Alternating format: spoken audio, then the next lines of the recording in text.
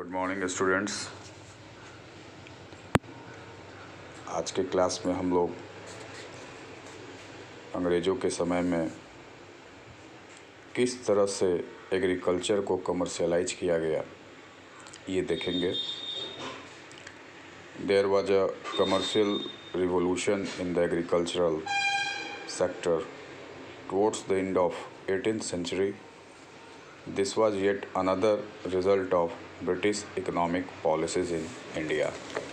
Commercialisation जो कृषि का किया गया उसके पीछे जो मुख्य उद्देश्य था वो था इंग्लैंड की औद्योगिक क्रांति के लिए वहाँ जो ढेर सारे फैक्ट्रियाँ खुली हुई थी उन फैक्ट्रियों को रॉ मटेरियल्स की ज़रूरत थी और ये रॉ मटेरियल्स फूड ग्रेन्स नहीं थे, ये कमर्शियल क्रॉप से ही मिलते। इसलिए भारत के भीतर कमर्शियल कृषि को और आगे बढ़ाया गया। उसे मजबूती प्रदान करने के लिए अंग्रेज़ों ने ढेर सारी पॉलिसीज़ को लगाया, क्योंकि इंग्लैंड का वातावरण ऐसा नहीं था कि ढेर सारे कमर्शियल इनपुट्स को वो वहाँ पे पैदा कर पाए। दूसरी बात, जो हमारे पीजेंट्स थे उनको बहुत हाई रेवेन्यू देना पड़ता था और कैश के फॉर्म में देना पड़ता था। इसके लिए वो अपने अनाज को या जो भी उनका एग्रीकल्चर आउटपुट था उसको मार्केट में बेचना पड़ता था। बेचते समय मार्केट में डिमांड्स कम हो जाती थी और प्राइस कम मिला करता था, और इस तरह की परिस्थिति में यदि वो टैक्स नहीं दे पाते थे तब उनके ज़मीन को लैंड ओनर्स जो हैं या लैंडलॉर्ड्स जो थे वो लोग दखल कर लिया करते थे। तो ये भी एक समस्या थी। कैश क्रॉप्स के भीतर जैसे टोबैको, कॉटन, जूट, चाय, coffee, sugar cane, oil seed, pepper, cinnamon, indigo, ये सब मार्केट में रेडी कैश के लिए बेचे जाते थे। तो पीजेंट्स को इस तरह की खेती के लिए बाध्य भी किया गया। टैक्स नीड को फुलफ़िल करने के लिए, टैक्स के रिपेमेंट के लिए उन्हें कैश की ज़रूरत होती थी, इसलिए ये कैश क्रॉप्स का उत्पादन करना स्टार्ट किए। नतीजा ये हुआ कि कैश क्रॉप की जैसे जैसे डिमांड बढ़ती गई, अनाज की कमी होती गई। किसानों को पहले वो थोड़ी सी ज़मीन पे कैश क्रॉप्स की खेती करते थे, अब वो ढेर सारी ज़मीन पे, या यूँ कह लें कि अपनी ज़मीन के लगभग 80-85% ज़मीन पे वो कैश क्रॉप्स खेती अब कर रहे थे और अनाज का उत्पादन कम होते चला गया। ऐसा देखने में आया था 1893-94 तथा 1945-46 के दरमियान लगभग 85% ज़मीन के ऊपर कमर्शियल क्रॉप्स की खेती हो रही थी और सिर्फ 7% ज़मीन के ऊपर फूड ग्रेन्स जो कि डेली रिक्वायरमेंट, डेली नीड को फुलफ़िल करते हैं, उसकी खेती होती थी।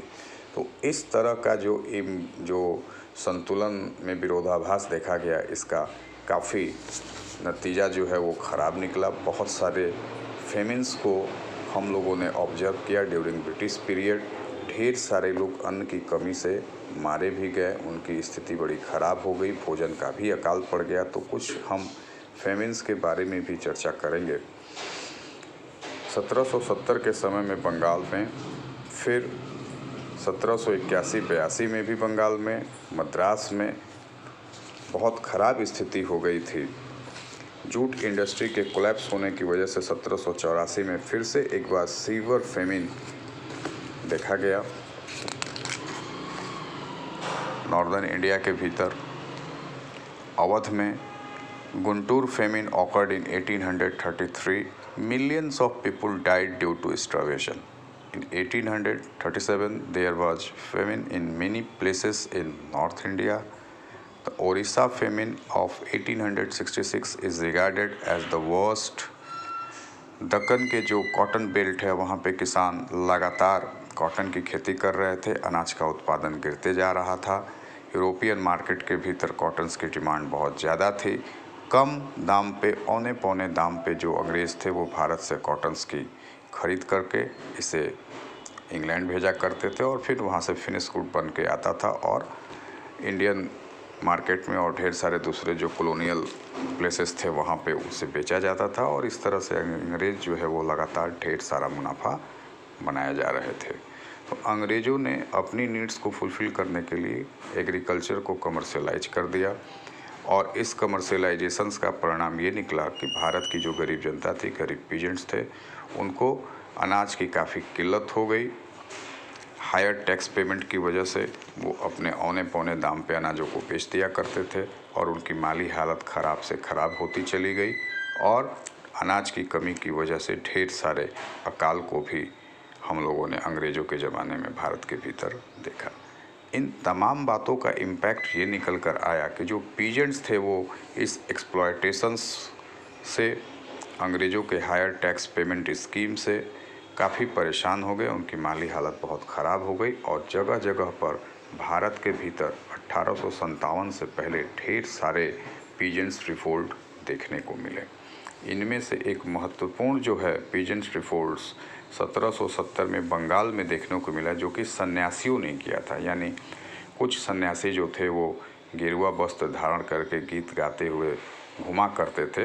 इस गीत को बंगाल के लिए फोक गीत का नाम दिया गया था, बाउल गान। इसे क्या बोलते थे? बाउल गीत के नाम से जानते थे ये। और ये जो सन्यासी थे वो एक तरह से क्रांतिकारी भी थे। ये अंग्रेज़ों के गोदामों को लूट लिया करते थे और उनके अनाज को निकाल कर गरीबों में बांट दिया करते थे। इनको काफ़ी जनता का समर्थन भी प्राप्त था और लगभग 1770 से लेके 1800 तक ये पीजेंट रिवोल्ट, जो कि सन्यासियों के फॉर्म में था, बंगाल के भीतर काफ़ी पॉपुलर हुआ। इसी तरह से 1805 में बिलासपुर में राजपूतों ने विद्रोह किया। गुजरात के भीतर भी विद्रोह देखने को मिला। कोलिस ने 1824 में गुजरात में भी विद्रोह किया। जाट ने भी वेस्टर्न उत्तर प्रदेश और हरियाणा में रिवोल्ट किया।